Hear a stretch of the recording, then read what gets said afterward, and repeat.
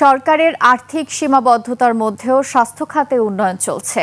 ওষুধের দাম কমানো হয়েছে, বিদেশের নার্সের চাহিদা মেটাতে প্রশিক্ষণের ব্যবস্থা করা হচ্ছে বলে মন্তব্য করেছেন স্বাস্থ্য উপদেষ্টা নূরজাহান বেগম। চট্টগ্রাম মা ও শিশু হাসপাতাল পরিদর্শন শেষে মতবিনিময় সভায় তিনি আরও বলেন, সানবিট সব দিবে সামাল। সানবিট ম্যাজিক প্রেস ডিশওয়াশিং এর মাথা ঘোরানো সলিউশন। চট্টগ্রামের সরকারি বেসরকারি পর্যায়ে বিশেষায়িত চিকিৎসা সেবার ঘাটতি রয়েছে।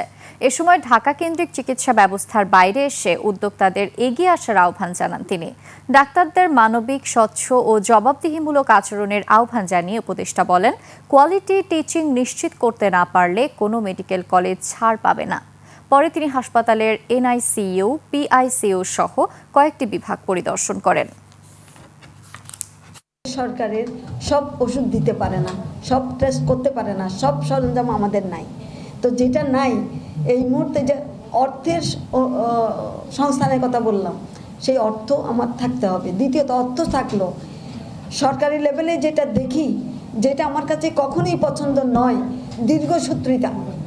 এই যে আমি একটা অর্ডার করব, যন্ত্রপাতি যে বাইরের থেকে আনবো, এটাকে আমরা চাচ্ছি যাতে সঠিকভাবে জিনিসটা হয়, ইজিবির মাধ্যমে হয়।